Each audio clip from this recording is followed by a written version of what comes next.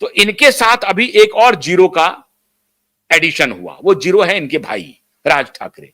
वो बीच में ब्रोकर के रूप में पहुंच गए, या कहीं भी जो पावर गैलरी के जो होते हैं पॉलिटिकल ब्रोकरेज चलता है ना, तो पॉलिटिकल ब्रोकरेज चलने लगा।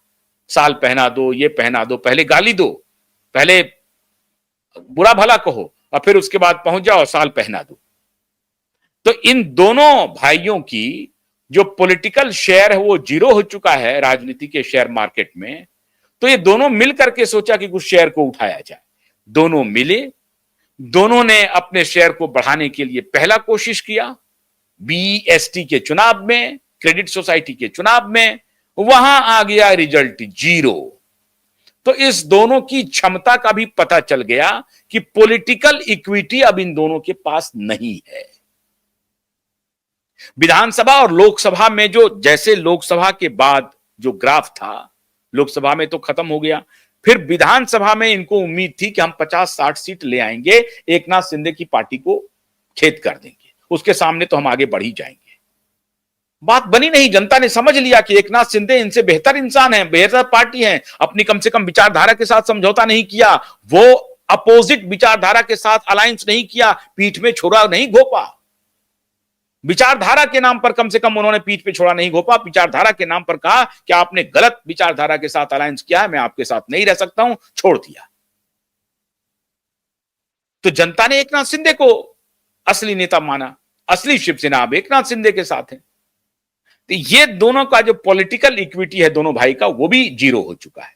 वेस्ट की चुनाव में खत्म हो गया। 21 में से एक सीट नहीं मिला, डक मिला। तो वो पॉलिटिकल इक्विटी भी जय जय श्री राम हो चुका है। जय जय श्री राम का मतलब आप सियाराम बोलिए। जय जय श्री राम का एक कहावत है, वो लोकोक्ति के रूप में करते हैं। जय जय श्री राम मतलब बंटाधार हो गया। राजनीतिक बंटाधार दोनों भाइयों का हो चुका है। और लेकिन 0+0 इक्वल टू 0, 0-0 इक्वल टू 0। 0 को 0 से जोड़ेंगे तो 0 होगा, 0 को 0 से घटाएंगे तो 0 होगा। तो दो 0 मिलकर के सोचे थे 100 बनाने के लिए। अरे तो उसके पहले एक लगाना पड़ेगा ना, तो एक भी नहीं है। मतलब जो दूसरा 0 का एडिशन हुआ वो तो माइनस में है, वो 0 भी नहीं है, वो माइनस में है। उसका तो कोई एमएलए नहीं, कोई एमपी नहीं, कोई काउंसलर नहीं, बस मन से है। महाराष्ट्र नवनिर्माण सेना एक पार्टी है, ना कोई काउंसलर, ना कोई विधायक, ना कोई सांसद, बस पार्टी बहुत बड़ी है। और बड़ी हुई और एकदम से दलाल मीडिया ने कह दिया, अरे दो भाई 22 बरस के बाद इकट्ठे आ गए। और ये राज ठाकरे ने कहा कि जो काम हमारे बाला साहब नहीं कर पाए वो देवेंद्र फडणवीस ने कर दिया। देवेंद्र फडणवीस से दुश्मनी की वजह से हम 0-0 मिलकर के 100 करना चाहते हैं, बट 0+0 इक्वल टू 0। ये दोनों भाई ने अभी वहां जाकर के बोला, देवेंद्र फडणवीस की वजह से आज हमको एक साथ आना पड़ रहा है। बाला साहब ठाकरे नहीं कर सके, हमारे चाचा, हमारे पिता नहीं कर सके, और वो काम देवेंद्र फडणवीस ने कर दिया। इनके खिलाफ मोर्चाबंदी के लिए हम दोनों भाई एक हो गए हैं। और दोनों भाई एक होकर के जो पहला लिटमस टेस्ट हुआ उसमें 0।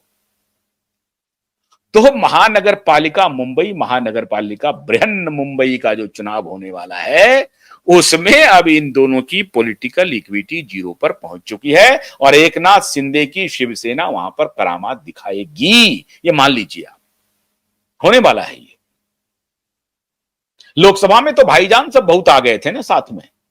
सलमान खान पीछे से मदद कर रहे थे ना, पैसे से भी, और भाईजान सबको पहुंचते थे, वोट दो वोट दो, वरना इसके साथ तो जेल जाना ही है, वोट दो जल्दी वोट दो। तो लोकसभा में थोड़ी बहुत सीटें आ गई वहां पे।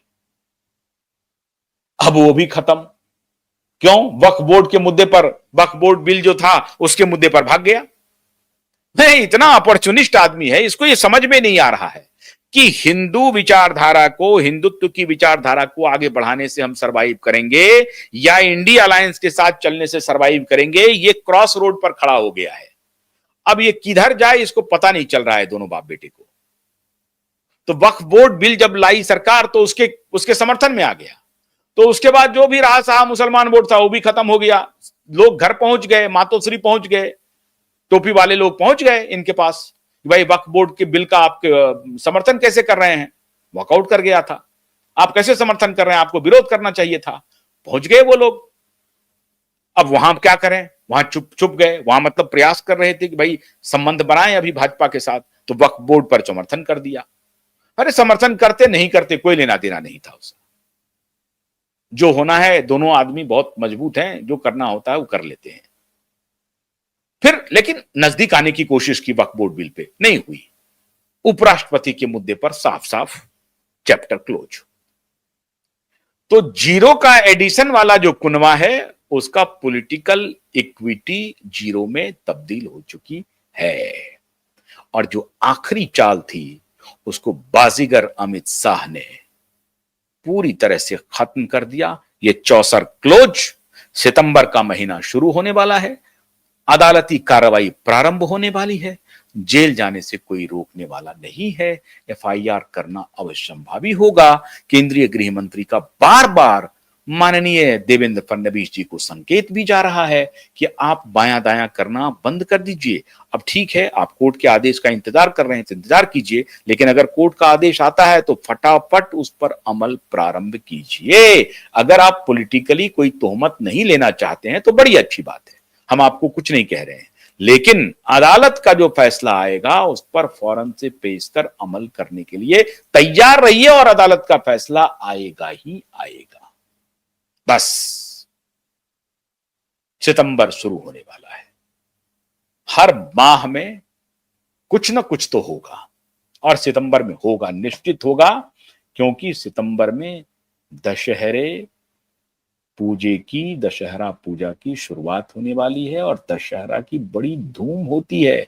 वो भी किस्सा बताऊंगा कि दशहरा ग्राउंड पर किसका कब्जा होने वाला है। पिछली बार तो उन्होंने धकिया दिया था, इस बार ये चुप लगा करके बैठ जाएगा दोनों भाई, दोनों डबल जीरो जो है वो भी बताऊंगा।